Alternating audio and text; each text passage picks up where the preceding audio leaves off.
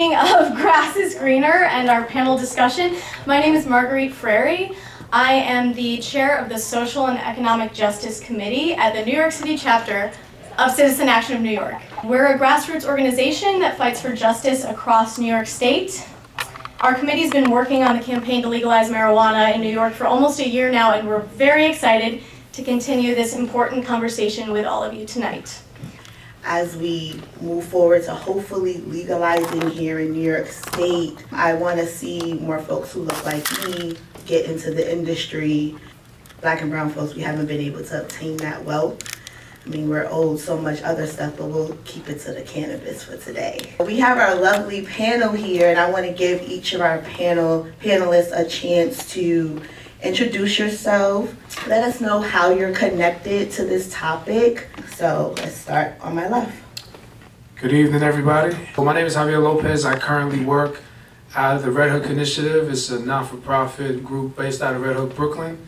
The work that I do, my whole career has been centered on lifting up the realities that Black and brown folks in the African and Latin American diaspora have faced great inequities as a result of system inequities and policies that are rooted in racism. And the reason I got involved in the cannabis equity movement is as a result of me recognizing right away that all my friends that have been locked up for smoking trees. And they're all Black and they're all Latino. And when I went to college, I became really aware that my white friends that were getting high were never getting locked up. Never getting locked up. They were growing weight in their dorm rooms and outside, and I started to become aware about the two different systems. See, I didn't grow up with white folks, so I didn't really know about the two-system reality that existed on the war on drugs until I got to undergrad. And then all my professional research has really centered on the fact that the war on drugs has created inequities as it relates in housing, education, economic advancement, generational wealth. So when the time came for New York State to have this conversation, I brought my professional and my personal experiences to the forefront to ensure that when we're talking about reparations, when we're talking about reinvestment, when we're talking about generational wealth, that my advocacy is rooted in understanding what policies are being put forward and what policies should be enacted, which are two different things. So, I'm a pleasure to join y'all, and I want to turn it to my left. Hi everyone, my name is Imani Dawson, and I am working in the cannabis space as an educator, communicator, and an advocate, and an activist. I feel like anybody who's involved in this space right now, particularly people of color, have to educate folks because we're dealing with an environment coming on the heels of nearly 100 years of prohibition, as I'm sure you're aware, either from the film or just your own experience. And then also the fact that people just don't realize, one, that there are health and wellness benefits associated with the plant, and that there have been communities like the one that I come from in East New York that was ravaged by the war on drugs, and that there needs to be some sort of restitution and restoration. So I'm the executive director of an organization called CEASE, which is an acronym basically around educating and advocating for increased information and access, and also increased access to the industry and the economic benefits of cannabis, because that's really important as well. Hey everyone, my name is Emily Marie Ramos Rodriguez. Thank you Citizens Action and Justice League for inviting us to be here tonight. I am a worker owner of Jaime Madre, which is a women and femme of color marijuana cooperative. I show up to the space as someone whose family has been directly impacted by marijuana prohibition. My father was arrested for selling marijuana when my mom was pregnant with me. So the first time I met my dad was in a prison upstate. And so marijuana in the criminal justice system has been a part of my life since before I was born. And so I showed up to this space as someone who wants to ensure that there is equity and reparative justice for communities that have been devastated by marijuana prohibition. My cooperative, which is women and femme owned, we have 7 worker owners. We aim to educate and advocate for our community around marijuana legislation to ensure that there is equity and the priority of licenses for our community, and that the economic benefits of the marijuana industry are directed into communities impacted by prohibition. And so we'll be at Lobby Day tomorrow, and we're in the process of hosting educational forums and events around the city to educate our community about marijuana, because there's a lot of misinformation, a lot of stigmas and stereotypes in our community, a lot of trauma that still exists because of marijuana prohibition. And then we also want to ensure that our community has access to resources, similar to Green Workers Cooperative Academy, which is the academy that incubated my co-op, to ensure that we have a stake in the marijuana industry. So if anyone has any questions, feel free to talk to me after this. And you can follow us on Instagram at Jaime Madre. Thanks. Well, my name is Angelo Pinto. I'm one of the founding members of Justice League NYC. I'm an attorney by trade. I spent most of my time in New York City working on a campaign called Raise the Age. In New York State, 16 and 17-year-olds were automatically prosecuted as adults for any crime that they committed and automatically housed in adult jails and facilities. So we changed that practice about 2 years ago. We've also worked on a ton of other things, free meat mill campaign, most recently the MDC issue happening at the federal prison in Brooklyn, and a ton of other stuff, NYPD 12. But how I got involved in this issue was a close friend of mine, a childhood friend of mine. His father happened to be a very world-renowned dancehall singer. His name is Sugar Minot. And his mother was a music executive for a very long time. And they had invited me to Jamaica over the course of 3 or 4 years to get involved in some of the work that was happening. So it was about 3 years ago now. There's a group of folks in the documentary. Fat Five Freddy asked them a question, and Bunny Wailer, if you're not familiar with who he is, he says, "You sound like the police." So the group of individuals in that were sitting together are known as the Rastafari Millennium Council. It's a group of folks who do a tremendous amount of work on this issue in Jamaica, and who I was invited to Jamaica to work with. I will get into some of that during the course of the questions. But basically, essentially what happened when I first went to Jamaica, it was the 50th anniversary of the first visit of Haile Selassie, who is, viewed as His Imperial Majesty to the Rastafarian community. And they were doing a lot of actions around that date, trying to push back against the Jamaican government. At the time, the government was about to legalize, and in the process of legalizing. And of course, folks from Canada and Colorado and California already had their feet in Jamaica, prepared to buy licenses and get licenses to grow. And the Rastafarian community was saying, of course, well, what about us? And Jamaica was giving the Rastafarian community at that moment the right to grow and distribute marijuana, because they know they would be held liable for years of criminalization. So they were trying to do this as a preemptive measure to prevent themselves from experiencing too much legal backlash and public backlash. So they gave the Rastafarian community the right to grow and distribute. Of course, they still haven't really just given them licenses, which give them the ability to make much more capital over in the business. One of the other things that happened during the course of that time was, in Jamaica, the first Rastafari community was called Pinnacle, which is close to Kingston, really in a community known as, or a city called Spanish Town. And over years, this community essentially has, folks that were ran out of that community, and that community was decimated and didn't exist. And the Jamaican government, during the 50th anniversary, gave back a few parcels of Pinnacle back to the Rastafarian community, kind of as an olive branch. And some of the Rastafarian community are now back in Pinnacle growing marijuana. So I'm sure we'll get into more, but that's essentially how I entered into some of this work. Good evening, everyone. My name is Ann Ardeka. I'm the supervising attorney of the Legal Aid Society's Racial Justice Unit.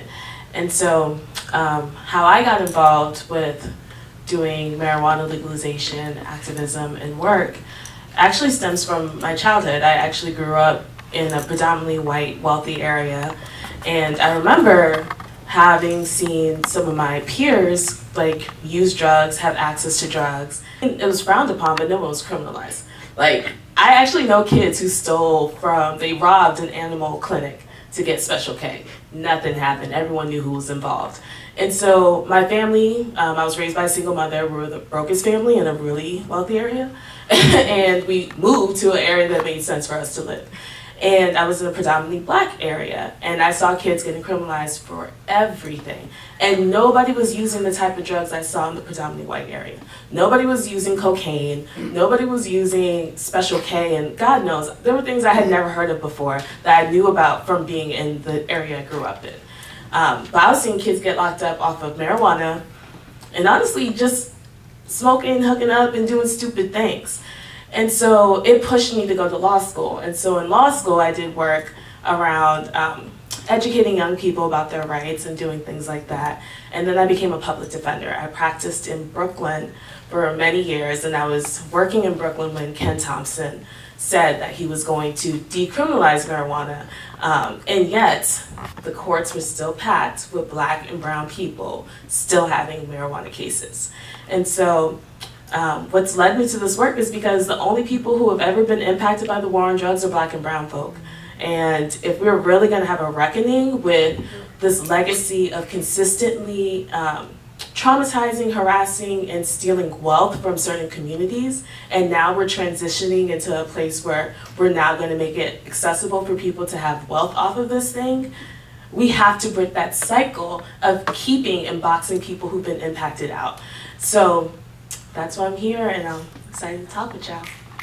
Thank you guys. So that leads us right into, we want to break down what this actually means. I know we want to all get out there and buy our marijuana, sell our marijuana, and all those things, and go to have a seat at the table. But we need to break down how to do this right. And so I want to start with the attorneys and ask you guys, what is the difference between criminalization, decriminalization, legalization, and a comprehensive reparative justice?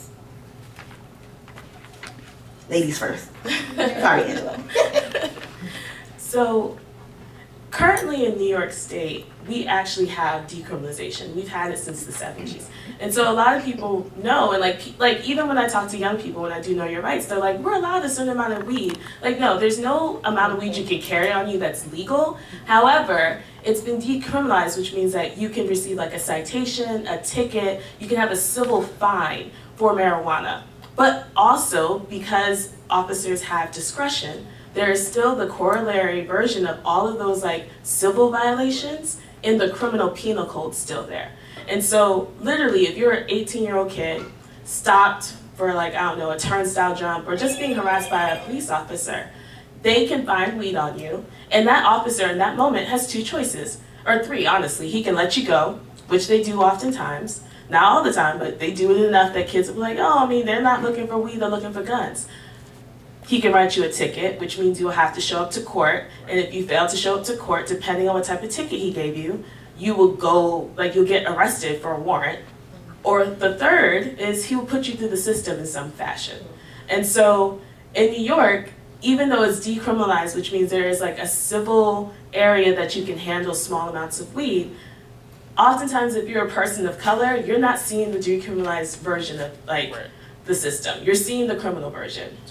So between decriminalization to legalization, so what we're asking for with legalization is that there's no civil penalties. In New York State, unless a federal officer, because New York State can make its own laws, if a federal officer, like literally from the feds, stops you, the federal system will still be illegal for you to have weed, right? But they're not having federal officers walk the streets. It's NYPD, it's our local police that police our communities, right?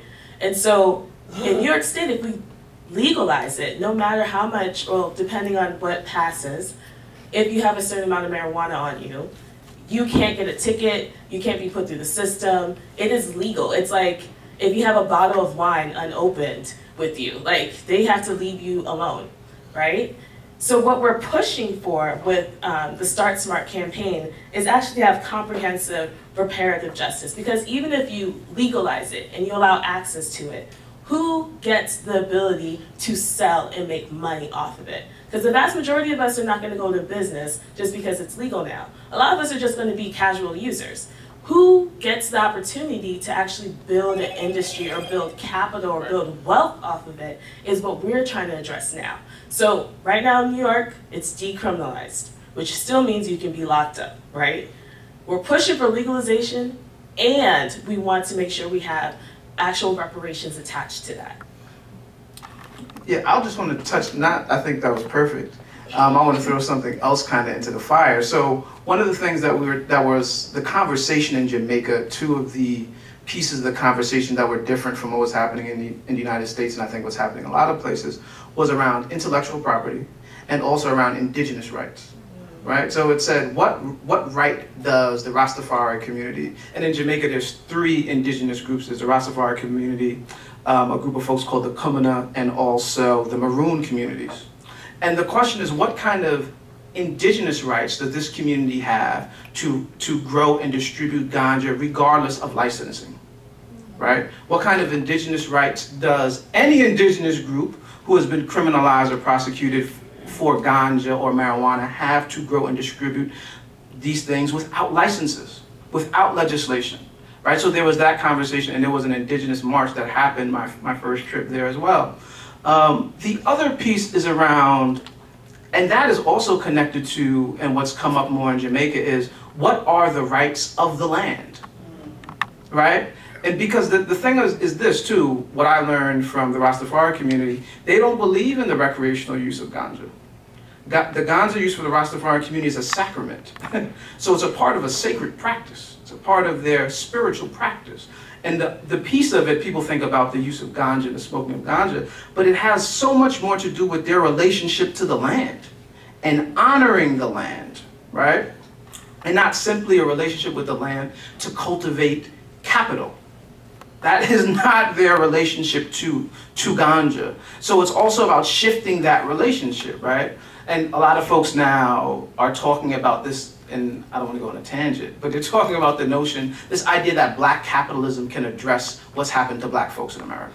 And the reality that it can't, but we ain't gonna get into that right now. But anyway, the other piece. No, not today, not today. The other piece, so you have this indigenous rights, and what does that mean? What the rights of the land, and what does that mean? The idea of sacred practices. The other piece is intellectual property. So when you look at ganja and you look at the likeness and image of folks in Jamaica and Rastafarians and the red, green, and gold, and when you think about Jamaica and you think about so many other things, they have used that image and likeness to create popularity around marijuana and ganja. And they're still using those images and likeness to sell ganja. And the community is not benefiting from it, much like when you look at the Redskins mascot, right? And they're utilizing the image of First Nation indigenous folks in America, and they're not receiving and haven't received any monetary benefit for that. And the question is, what are the intellectual property rights of indigenous communities for all of the folks who are growing ganja? And have been in California, in Colorado, in Canada, and any other person who gets a license. What is your social responsibility? And more than that, what is the intellectual property, what is the intellectual kind of reparation you must pay to those communities? And that's a big part of the conversation that's happening in Jamaica too, especially as other islands and other countries start to legalize. And other corporate entities start to legalize using the image and likeness of these folks. Like, you can't do that. And this is the last thing I'll say on this. The challenge, if we don't tie that into the conversation about criminalization, legalization, is that communities will get left out. Without a very comprehensive understanding of honoring indigenous folks and sacred communities' practice of the use of ganja and marijuana, and honoring that also with resources in the form of capital, you're going to be in trouble. Because we know the legal system as we know it is set up to exclude those folks anyway. And they won't be a part of the conversation around the corporate benefit. So I'm going to stop there right there. So basically what Angelo is saying, we need the United States to recognize that we was here first, and that black and Mexicans, whether we get a license or not, we should just be able to sell it because that's our indigenous. And the other thing is, I think there needs to be some kind of a moratorium on non-indigenous folks getting licenses to grow. Like, there needs to be a period of time where you say, nope, you can't grow. I'm with it. Until we begin to really repair, right, the harm that has been done to other communities. You can't allow corporate entities to get into the game. They're already a step ahead and fly into the game. You got to kind of create a moratorium, say you can't do this. Maybe you'll never be able to do this, but first we must repair the communities who've been harmed by it. Thank you for that. I'm all about the reparations all around. Anybody who knows me knows that, and I think that that is an important thing that we should be having. So going into our next question, I kind of want to get to the folks who are doing like the organizing, the activism, and the educating, because without people power, this is not going to get done. So let's get that in. Let's just know that right now, without people power, it's not going to happen. How do we hold those in positions of power and authority accountable to make sure legalization is rooted in racial and economic justice? How do we do that? Let's start here. I saw that question and I got really excited about it because that is part of the reason why I do what I do and go out into communities and educate people, because it really lies with civic action and people being engaged and involved. First, holding lawmakers accountable. I've worked in politics in my background. I won't bore you guys with those details because, you know, we're talking about weed. But I will tell you that the political system in our country is very transactional. It is a buy and sell situation. And the only way that we can counter that is to be involved, to show up to people's offices, to call them and demand what we want, and to hold them accountable. And that's something that we have seen specifically in New York in the age of Trump. We were able to get rid of a lot of the independent Democrats that voted with Republicans in our assembly. So we know that we can do it using on-the-ground action and direct action and really being involved. And the second way that I think we can really address this is from the consumer side. If you're somebody who already knows that you're going to be a consumer of cannabis, then make sure that the companies that you're buying from, the places that you're buying from, have robust social equity plans, that they are actually doing something to help restore communities, that they're not just taking money out. We have tremendous power as consumers, because at the end of the day, everybody in this system is motivated by money.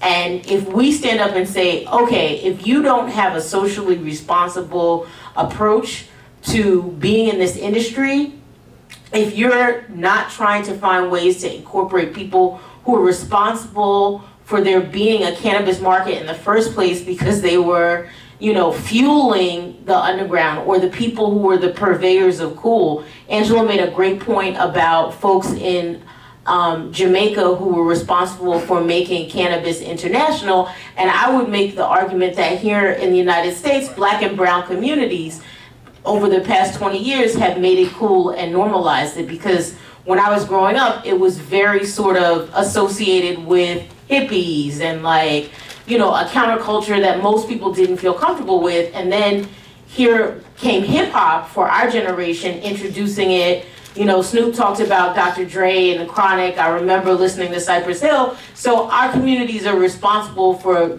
helping America get to the point where the majority of Americans are in favor of legalization. So we have to reclaim our power. Thank you. Yep. Just to add that when you're thinking about the conversation locally, I work in the front lines of Red Hook, Brooklyn, in a gentrified neighborhood. And what folks are experiencing there is fucked up. You got City Bike coming in there and people's pipes and public housing ain't on. That's the people I work with every day. People's public housing ain't working. The schools are being shut down and reopened. So when I talk about legalization, it is definitely a glossy face. Like, yo, what are you talking about right now, bro? I need to get this done. So I have to start from the perspective of, kind of like the brother said, from a historical standpoint, this has always been the plant that you've cultivated and you've made available in your neighborhood. The next stage is then saying, how do you get involved? And that's the hard part, because they don't trust elected officials, right? That trust factor, it don't matter if they're black, brown, queer, it's a trust factor that goes away after election. So it's saying to them, all right, understand this policy. This is a policy that's being enacted. They're gonna have an equity approach. Young brothers and sisters are looking at me and says, what does equity mean? Then I have to deconstruct what equity is. Then I have to deconstruct what racial justice is. I have to deconstruct what reparations is. You have to take the time to educate our community who's been stifled and has been held back by bad education for decades on what all these things that we're bringing up now. And us, as folks who are privileged enough to do that advocacy, have to walk people through the process of what is the process of enacting a law, let alone getting involved in a movement that just doesn't feel tangible to you because they're facing a lot of other barriers to your well-being and resiliency. So I work really hard. We do these screenings. We've done 3 screenings in Red Hook with different audiences. You know, we try to bring intergenerational divide and creating that intergenerational connectedness, because the old, you know, the aunties and stuff like that who used to like roll with smokers back in the day are all of a sudden scared of it being legalized because of what the pastor is saying. So there's a lot of work that has to be done. But the good news is the receptivity is high. You know, black leadership like Cassandra and others that come to different communities, when people see there's a young sister leading in these conversations, it's inspiring. So we have to keep the face there. And then finally, we got to keep white folks out of the conversation. Yeah. I mean that with all sincerity and respect to those who've been pushing for this, you know, decriminalization. I know the libertarians have been pushing for decriminalization for years. This is not your conversation.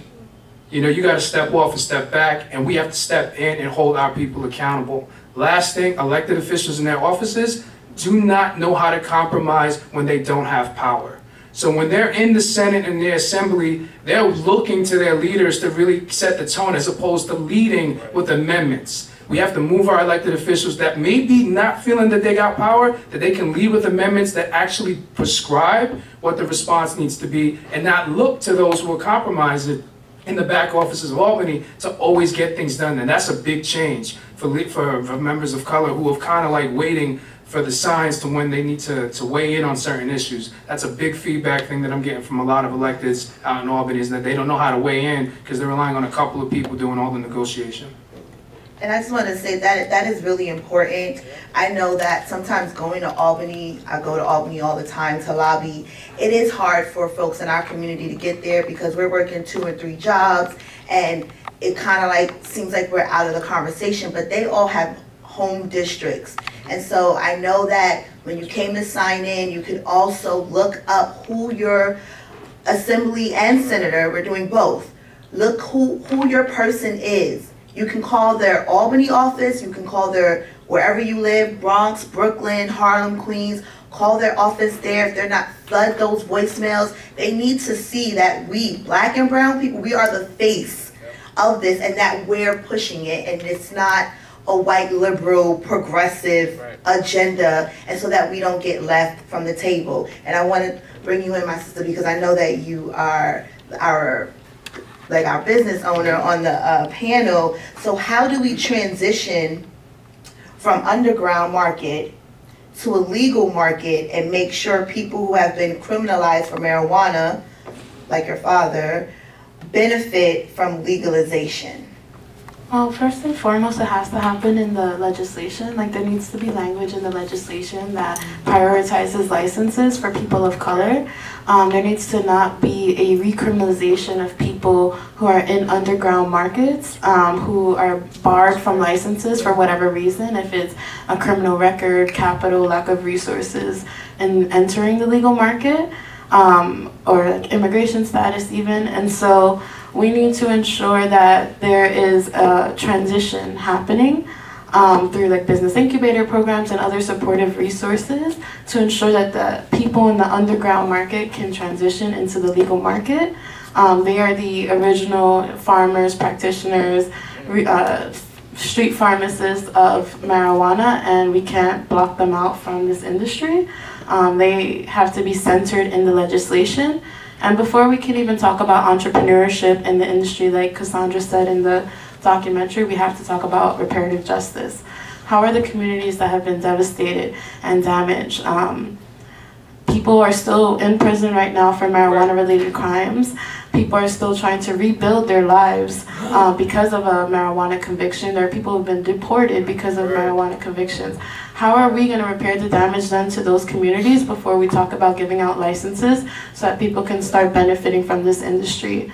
And so they need to be centered in the legislation. And then also people need to see us. They need to see that there is a real possibility, a real stake that people of color can have in this industry.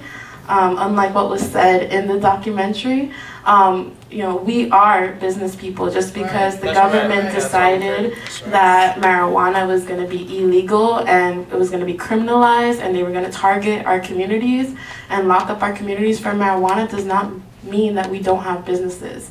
Does not mean that we have not been business owners throughout history. We have been the people who ran this marijuana industry historically, and we're going to be the people running the industry in this legal market. And so we need to be out there in Albany in our representative spaces so that they can see us, that they can see that there are people of color in the marijuana industry that are serious about having a business in the legal market. And we're going to make sure that, you know, we're involved in writing the legislation and involved in getting the legislation passed to ensure that, you know, we are in compliance with rules and regulations so that our businesses can't get shut down. Because what's happening in a lot of states is that new laws are being created, but they're not being taught to the people who are running the businesses in those industries. Right. So how do you expect people to be in compliance with rules and regulations if you're not teaching them the laws that you're creating? So that and business incubator and support programs to ensure that we have a stake in the industry. I was going to say really quick, you know, and I've done legislative work for a long time. I don't trust them.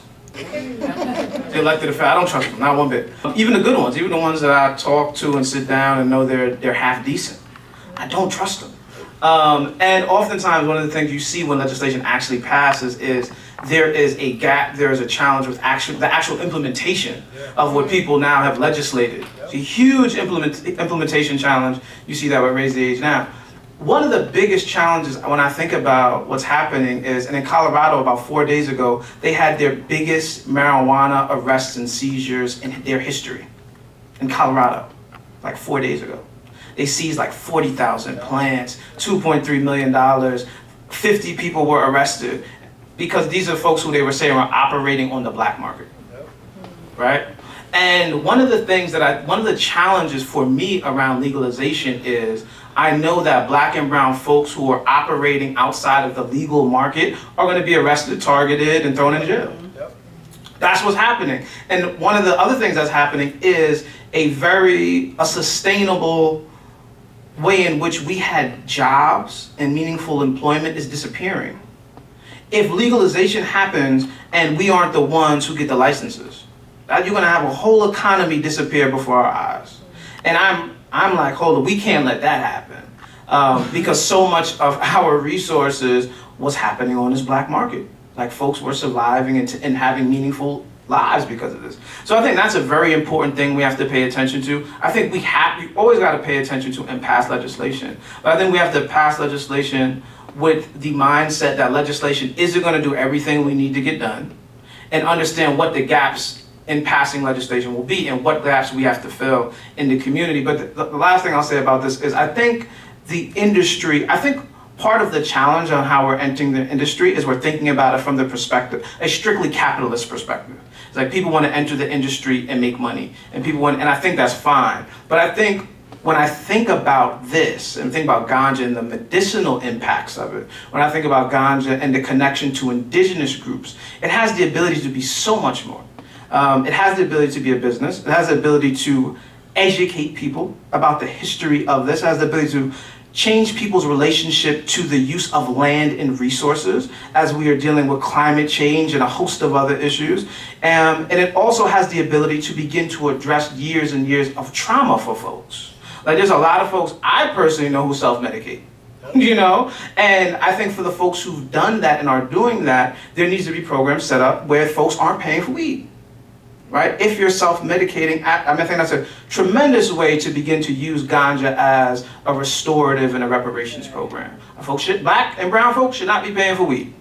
And they should be creating jobs for folks who grow and distribute it who will go to those folks to address trauma. There should be trauma centers, health centers in communities built around not only ganja, but the variety of other herbs that can also help individuals and moving away and shifting away from the pharmaceutical industry. There's a huge, I think we haven't scratched the surface. And not only that, one of the things I learned while in Jamaica was ganja is a tremendous industry, but really what people are now thinking about is really about hemp, right? Because you can do so much with hemp beyond just smoking it and eating it and drinking it, but hemp can be used to build. Right? And it's renewable and it's cheaper. So that's really, I think, the ways in which we need to start thinking about it. We need to think about it in the context of ganja, marijuana, and weed, but we got to start thinking so much more forward and beyond that to really utilize it in a way that our community see the benefit, and we're not being just used to make a couple of dollars while there's folks who are going to be making billions along the way, while the government will be getting taxes out the wazoo for it, and while folks who have been participating in the black market are kind of marginalized, left out, and unemployed. So I think we need to have a robust conversation about what our strategy is collectively around the utilization of decriminalization, legalization, and how it benefits the wider community and not just the folks who are entering into on the business side of things. Let me just tell you something about Angelo real quick. That's my Justice League brother, and he is all about like this global decolonization of everything, white supremacy, capitalism, all of those things. And so if that was a lot to take in, just know that we are starting here, but thinking forward, that's where we need to be. If we're really seriously ever going to liberate our people, our black and brown people who are indigenous, my people, first people on this land, we're going to have to start thinking that way. And if you're in this room, it is your job to take this information back to your community, because we know that everyone doesn't come to these events, and sometimes we don't pack it out 500 people, and that's okay. But you're sitting here, so you take this information back to your neighbor, your cousin, your brother, and whomever. I'm taking it back to the dealers that I know on my block so that they have the information and that they're ready when it's packed. That is my duty. That is why we're here. And so thank you for that leeway, because moving into big picture, and it says 5 minutes for this question. Now, I don't know how it's gonna happen, but we're gonna try. We really are going to try. Big picture. What does a world without racial profiling look like? And how do we get there? Time machine. No. Digest on that. Think about, what does a world without racial profiling look like, and how do we get there? When legislation passes, even with, I think, like the push around bail reform in New York City and New York State and around the country, it happened because there was a group of people who thought they could make money off of it. That's why a lot of that was happening. It wasn't because of the kindness of folks' hearts. That's not why it's happening. When you think about marijuana legalization, it's not happening because people are deciding to do the right thing. They woke up and said, we're going to do the right thing today. It's time. We've done the wrong thing for 2. That's not what happened. People said, we can make a fortune off of it. We have to do this in a kind of a way that allows us to capitalize most off of it. Right? And that's what you see happening. Even in the documentary, I remember the first time I watched it, and at the end where you have the guy talking about, yeah, you need business. I'm like, wow, you're going to say that? So the racism is so pervasive in folks, right? That I think, for me, the way you begin to do this, and you begin to address like this idea of racial profiling on a larger scale, is you need to start to create moratoriums on things. I believe that. Like, this community, white folks cannot profit off the ganja industry. Nope. What you can do is start to do some undoing racism training, figure out the ways in which you can support, advocate, and donate to black and brown communities who are doing this work. That's what I think needs to happen. Because when I think about reparations, right, and I think about how do you restore the kind of trauma that you can't restore, right? How do you restore people from the kind of trauma that is beyond their individual lifetime? I mean, talking about generations, hundreds of years. This is the 400th anniversary of the first slave ships who came to Virginia in 1619. But everyone knows, most people know, that the Portuguese and the Spanish were involved in slavery for 100 years before that. Yep. Right? So while this is the 400 years anniversary of that, we're talking about 500, 600 years before that. And I think white folks have to confront that history head on. And to me, that's what reparations looks like for white folks. Not only giving money, but confronting the history head on and unpacking and undoing your whiteness. And I think when some of that begins to happen, we can start to shift some of that. But I don't think first, white folks have to acknowledge they have a problem. Like the guy in the documentary, he has to realize, you know, what I said was racist. Damn, didn't even know it. You know, he has to confront that and then begin to do the work to undo that. But until I think white folks at large begin to say, you know what, we fucked up. And I'm personally not acknowledging the ways in which white supremacy and racism shows up in my everyday practices and thinking. If you don't do that first, you can't get nowhere. How do we get there? So, yeah, I actually was just enjoying the what could be possibilities that Angela was raising. I don't know how we get there. I was actually going to ask if there was even a historical precedent for the kind of moratorium that you're talking about, because I agree with you. I saw that question and I was like, I don't even know. And I am a privileged black person who got a great education, who went to some of the best schools in the country, and I don't know what it feels like to be truly free. From the minute that I was conscious, I knew that I had to conduct myself in a certain way. I was worried about my sisters and brothers and how they would be impacted. So living in a world where racial profiling doesn't exist and black and brown people have the kind of freedom where we could be self-actualized like everybody else is still inconceivable for me. So I'm just wondering, like, A, is there a precedent for the kind of moratorium that you're talking about? And B, and maybe this is just the cynic in me, right? I feel like in a system that we know is broken, when you're talking about capitalism, the one thing that is respected is the dollar. And I know that black people, for example, have a collective purchasing power annually of over $1 trillion. Latinx people have a collective purchasing power of over $1 trillion annually. What can we do with that? Because $1 trillion or $2 trillion will get people rethinking their approach a lot quicker than I'm just going to take it myself. Not when according to the last Pew poll that they did, that white people feel that they are subject to more racism than any other group of people. So even getting to the point where they could stop and acknowledge like the benefit of like white privilege and like institutional racism and the fact that this country was built for their benefit seems like not a conversation that the vast majority of our Caucasian brothers and sisters are ready to have. How do we get there? So I'm a big believer in Kendi's book, Stand from the Beginning, and talking about like how anti-racist ideas come in the lexicon of society. So you got to get rid of all books. You got to, establish your own schools.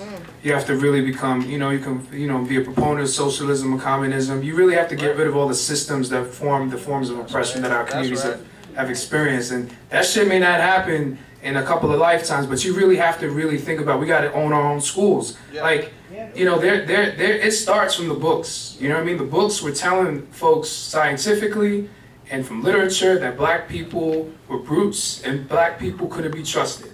That racist thinking today has origins in every text that has been basically published in every country around the world. You have to get rid of all that. You have to get rid of everything. And that's decolonizing. That is literally taking it and rewriting what liberation looks like for our people. And what I would personally like to see, so I say that with the notion I'm going to simplify it. I would like to see the young black and brown queer kids that come into the Red Hook, into the program that we run every day, and feel like they're not illegally searched by just walking the streets of their neighborhood. There are cops at every fucking corner looking at these kids. You know what I mean? And that reality, generation and generation taught wrong in your schools. Telling you that you can't take out a loan, seeing your mom struggle because, you know what? Her partner can't get a trade job because of the cannabis provisions within that trade that don't allow them to get that job. I want all that to change. We can get that. That can change. Neighborhood realities can change a little bit better than what I talked about before, which is a complete eradication of every system that is known to everyone. If we can get a little bit and make it place-based, neighborhood-based, liberation-based, let people that live in public housing own their public housing apartments. There are things that we can do slowly to build the changes necessary so that our people can feel that this intellectual academic conversation can be translatable into their everyday realities. And so the part of that vision of what does it look like the end of racial profiling for me is deeply rooted in criminalization. Because for Black and Latinx people, our bodies have been criminalized in every single practice, every single way.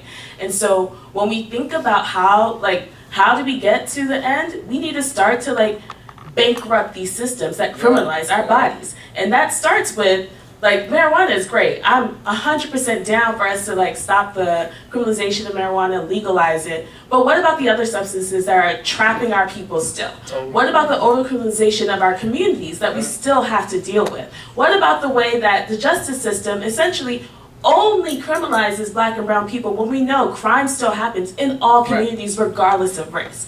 And so for me, a vision of like moving towards that is pulling resources out of that system and pushing those resources to self-determination within communities that have been harmed. So like this bill is the first step in seeing a model like that be accomplished in any place in this country. And we can expand past that. So my vision is decrim sex workers, which we're doing right now in New York as well. Like, what does it look like for people, for women, especially women and trans women of color, having access to be able to use their body in a way that doesn't criminalize them, doesn't force them into like act like drugs, doesn't force them into all these other systems, that creates the type of community and the type of world we live in where they are not safe and they're not protected. And so for me, I would love to be able to see us pull resources from this evil system that has basically been on our necks since the minute slavery ended, and put those resources back into our community so we can actually create our own vision of safety. Like, where you have access to social workers, where you have access to community healers who are tapping into our indigenous beliefs so we can actually work on the issues that we're having in our community. That's what the end of racial profiling looks like. At least the first steps. Yeah, indeed. Yeah. How do we get there? For me, when I try to think about what the end of racial profiling looks like, it's unimaginable in this society, but I kind of try to think about Puerto Rico. And not being in the tourist areas of Puerto Rico, like being in the Campo areas, being like with our people in the country. I think about when I was in Jamaica, like in the mountain area outside of Kingston, being with my people and not thinking about race and not thinking about color or ethnicity, and just seeing these people and seeing that they were family and being treated like family, seeing the similarities within our culture, even though we come from, different Caribbean nations, and just being able to connect on that and love each other on that. That's kind of what I envision it as, and how we get there. I'm going to plug in worker cooperatives, using, like everyone in this panel was saying, utilizing resources that currently exist in this capitalistic framework and funneling it into our communities, and having people within the system and different levels, grassroots, within nonprofits, within corporations, within government, and all of us working together and connecting these resources to each other so that we can dismantle the system that was never built for us. Audre Lorde says the master's tools will never dismantle the master's house. So we can't use the master's tools to dismantle his house, but we can funnel his resources so that we can uplift our communities. And through worker cooperatives, we can provide every kind of industry, every kind of business, every kind of sector that we need in our communities. And we can all use that $2 trillion to put that money into our communities, create the new Black Wall Street, and ensure that, we are now owners of everything. We own our lands, we own our businesses, we own our homes. We have to stop being workers, we have to stop working for people. And cooperatives are a way to do that. We can own our housing cooperative. We can be a part of a farmers cooperative and grow our own food. We can be part of a worker cooperative and have our own business. We can have our kids in the nanny co-op. We could be part of that grocery co-op where we get our foods. We could literally create a system where all of our people are supporting each other. We don't have to support corporations that don't care about us, that exploit our communities, that displace our communities. We have the buying power, and eventually we will dismantle the system and we'll go back to bartering, because the dollar is really nothing. It's a piece of paper you can rip up. Using the cooperative model and the cooperative mindset, we can start to decolonize our minds and unlearn all of these societal ideas, notions that we've been instilled with that are not true, that are false, these illusions, and we can start to work together to build a world that works for all of us. I'm just going to say real quick, keep the activists and organizers, keep these people safe, because they're talking about some things that white supremacy don't want to hear that. They don't want to hear that. So also those who are on the ground doing the work, we've got to make sure that we keep them safe and we keep them uplifted. We're going to end with this last question, and just so that way folks know what to do when they leave here. Why do we need to pass the MRTA now? And how can these folks get involved? Start Smart New York. We're part of the campaign to legalize marijuana in New York with Drug Policy Alliance. You can go to smart-newyork.com. You'll find the information about our lobby dates. We're going to Albany tomorrow if anyone wants to jump on the bus. We're going to be at 6:30 at Union Square. And then on June 13th, we also have a really big lobby day. That's literally 6 days before June 19th. Which is the day that we can potentially legalize marijuana in New York with equity that centers communities that have been impacted by marijuana prohibition. You can follow Jaime Madre on Instagram, and you can find out more information about upcoming events around marijuana legalization, and stay connected with us. And also, you can reach out to your legislator. You can go on to the Start Smart website, just Google it, it comes up, Start Smart NY, and you can read up on some of the issues and then call your legislator and let them know that I want to see marijuana legalization that has a reparative justice framework. And just be honest about it. In certain areas in the city, if you're based in New York, we need a push in the Bronx, we need a push in certain parts of Brooklyn. Queens, y'all, Queens. So reach out, please.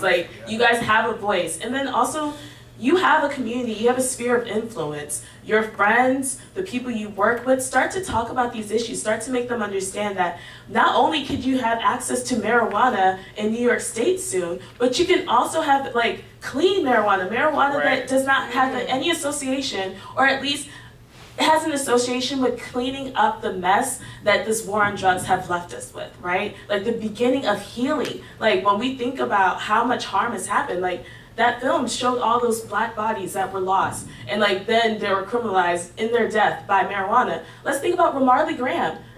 This child was murdered in his home because he was afraid that the police were going to stop him for weed. Literally, he was murdered in his home in front of his grandmother. And so when we talk about fixing harms, no life is going to be brought back. However, we can save lives from being tortured still, because people are in jail tonight, right now as we speak, because of marijuana.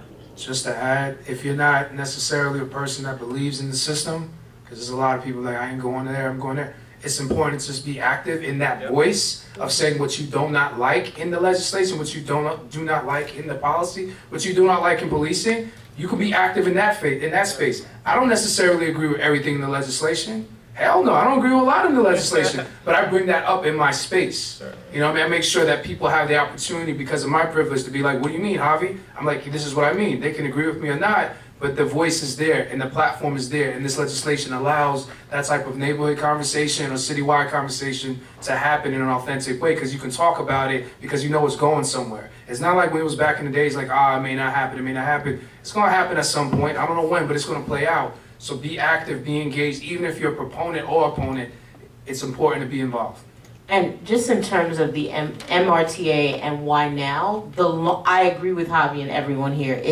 It's going to happen eventually, but the longer we wait, the higher the chance that big canna will get in, and that kind of transactional nature of politics and influence that we talked about later will impact this process. We've already seen it.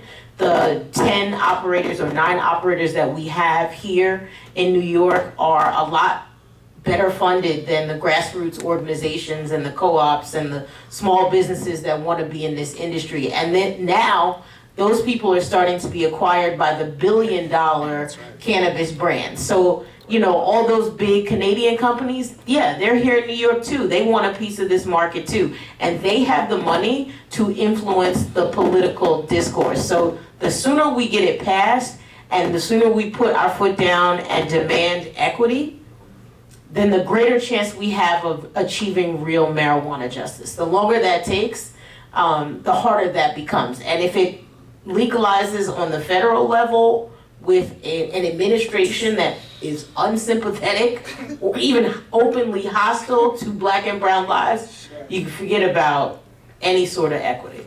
I was going to say quickly, legislation is always like the tip of the iceberg. When you pass legislation, oftentimes, whether it's you love it or not, It creates the opportunity for very important conversations to happen. It often can begin to disrupt unproductive and destructive systems, as folks have been talking about. And I think it also gives people the incentive to start to think about what kind of systems must you build. I always say in conversations, in order to confront a system, you must build a system. And the other day I started to say, actually, we got to build systems of systems to really confront the number of destructive systems we face.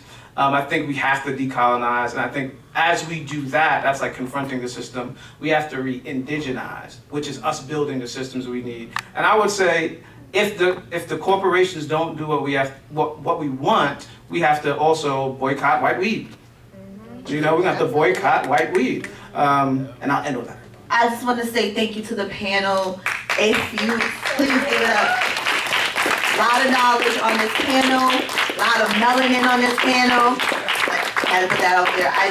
Before you leave, if you don't know who you should call to harass, please don't leave here without finding out who to call and harass. And if you are in Staten Island, Queens, if you are in the Bronx, please come see me, because we are breaking down barriers out there in the Bronx.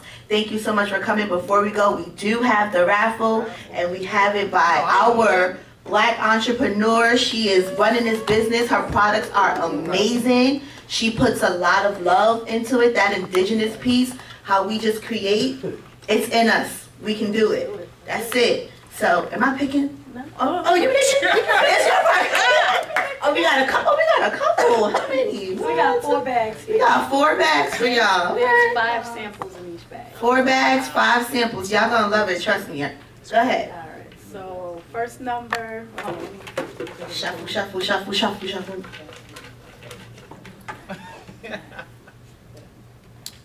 358-4895. Give me that. Let me check your ticket. Thank you. Let me pick. I'll share with friends. Get your tickets out. Get your tickets out. Angelo, what you doing? Oh, because he said black people should have to pay for stuff. We should just get it automatically. Okay, I got 358-4887. You got to be in it to win it too. If they left, that's it. We pick another one. One more time. 358-4887. Oh. Next ticket. Next ticket. I didn't even pick a ticket. Dang. 358-4896. Damn. They're low. Look at this. It's a shame. Who's got a pen? 358-4883. Okay. All right. And support black businesses. Let's go. She got a whole line. She do specialties around the holidays. And she deliver. She do a lot. Give a ticket to her. You want to pick the next one, please? Okay.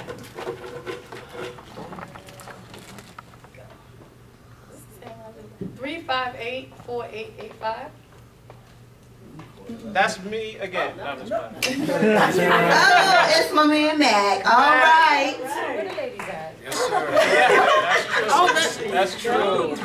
Wow. Last one. You see it? Last ticket. Last ticket. It's gonna be a woman. 358-4881. Oh shoot. 81. 81? Just came 2 minutes later. It's Bingo. really? Let me see. I'm sorry. 358-4881. That's you, sis. You put it in the atmosphere. Just look like the panelists. Yep. Thank you. Yep, I saw it. Thank you. Thank you, guys. I'm turning it over to our lovely board member, Marguerite. Thank you all so much for coming, for staying for the panel. Thank you, panelists, for being here. We really appreciate everything you have to share with us, for educating us, for continuing this very important conversation. If you want more information, go to smart-ny.com or reach out to Citizen Action.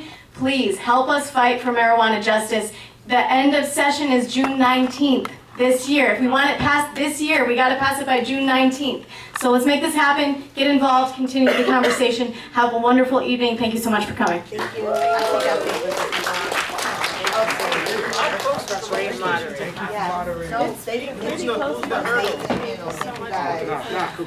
Thank you very much, man.